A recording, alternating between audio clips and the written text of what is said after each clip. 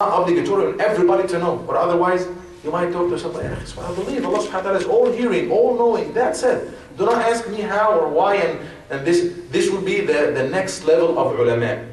This is fard kifaya on the ummah, collective duty on the ummah to know. Not everybody should know, but you know, if a few scholars would know it so that they will make it clear to people, this will be okay. Because not everybody will be able to understand all the levels of all the shu'ab. We said faith is divided into too many shu'ab, too many levels. Not everybody will be knowing all the details, or otherwise everybody will be a scholar. We know for sure that not everybody should be a scholar. It's not a must. You should know the basic things that your faith cannot be a full faith without them, or I mean basic things of faith. Then you can move from there. Yes, sir. And what is this called? What is the second level of faith called? Particular. Iman in Arabic we call it mufassal. This is particular or specific, or you know, it's the deeper level of faith. You have the general meaning of faith, which is to have faith in Allah. But then you go deeper. Allah in what way? That He is, for example, Sami', He hears and He knows. Okay, somebody can say, I hear and I know. Then you're gonna go to a deeper level. You're gonna understand how Allah subhanahu wa ta'ala hears and how Allah subhanahu wa ta'ala sees, and how it's different from our hearing and seeing. Not everybody is supposed to have the dalil for this and go and study this in detail. Not everybody, but everybody should know that Allah hears. Who is Sami', all hearing. Allah all basir. Everybody should know this. All the Muslims, all the believers, to be a believer. Clear, Akhi? The second thing that we have to mention about faith, قالوا الإيمان يزيد وينقص. We have to know that Iman goes up and down. Some scholars said that no, Iman is just one thing, it cannot be divided, it's just in your heart, and it cannot go up or down. But this is again obviously not quite correct, because what we'll be saying that the Iman, the faith of somebody, a drunken person, a person who does any type of ma'asi, is involved in any bad things, is the same faith of Abu Bakr and Umar, the same faith of Jibreel and Mikael and all the angels. Are they the same? No, they are not. They are not. They are not the same. The same faith. Because the actions of Umar radiallahu anhu, the actions of Abu Bakr, which we mentioned that are parts of faith, very big. Very, very. That's why their faith, hatta we have some hadith or some sayings in this, that if it happens that the faith of Abu Bakr is to be weighed, is to be on one side of the scale, and the faith of everybody else is in the other scale, the iman of Abu Bakr is going to be heavier and bigger. What about, they say, طبعا أنت بتقول Allah actually is the one who guides people.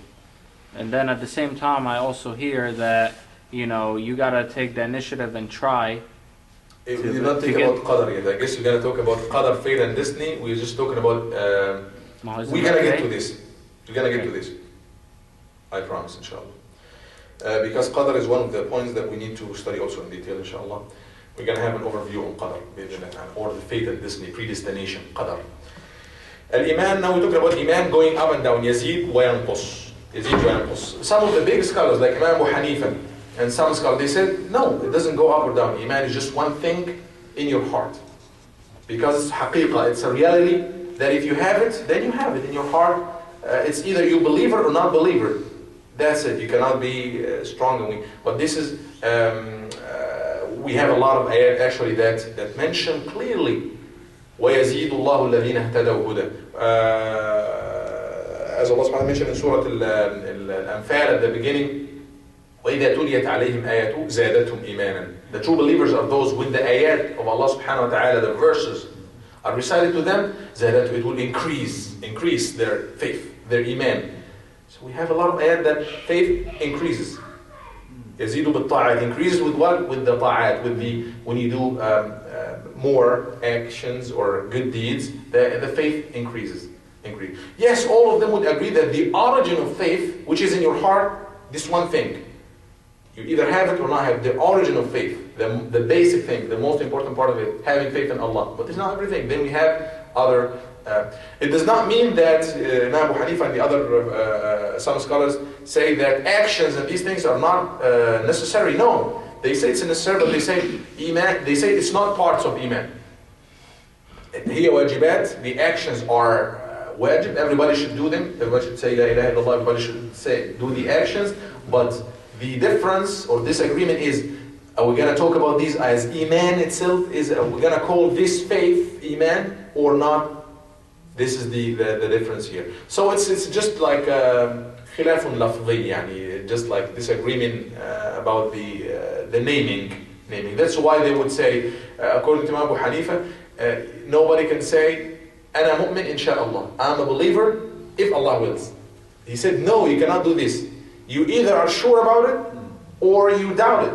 But the other ulama, all the majority of ulama, they say, no, you can say it. Because if you're talking about the package, which is also consists some actions, salah, siyam, and so on, you cannot be 100% that all of your actions, which refers to your iman, are perfect. That's why you say, I am a believer for sure. No, nobody would praise himself like that. You say, inshallah, I'm a believer, inshallah.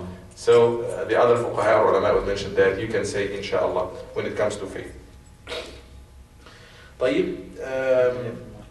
We have some groups of Muslims, we're not going to talk about this, we don't have time to talk about, Al-Khawarij and Al-Mu'tazila and how they think about faith, but this is the meaning of faith in Islam, very generally speaking.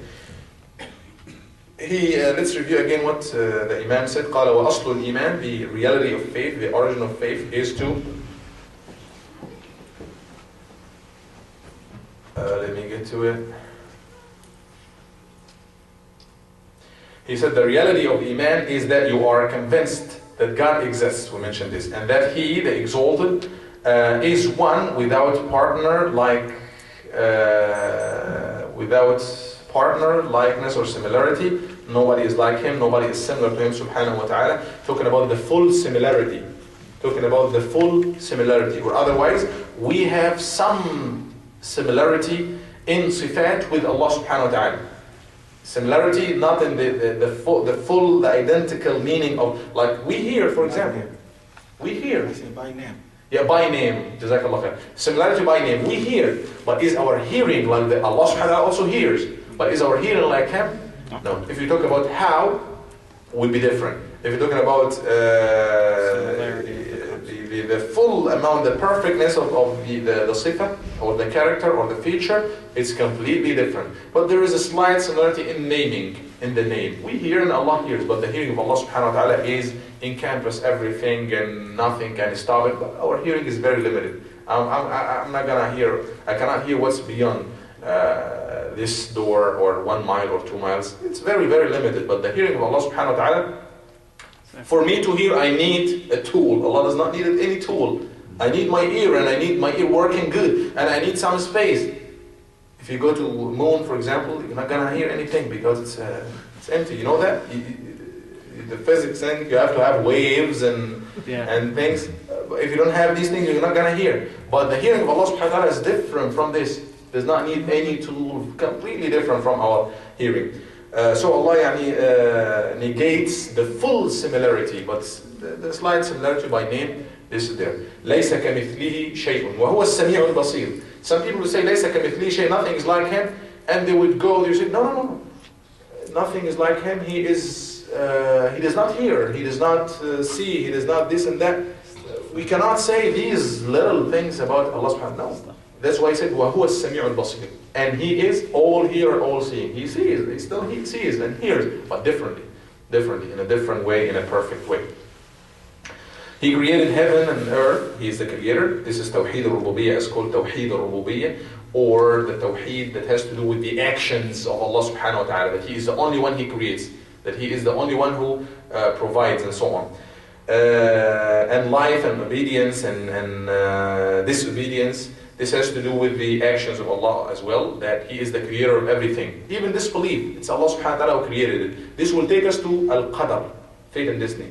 Is Allah subhanahu wa ta'ala who created evil? Yes, Allah created evil. Is it Allah who created disbelief? Yes, He created disbelief. But we have to understand something. Let's talk about Al-Qadr very quickly.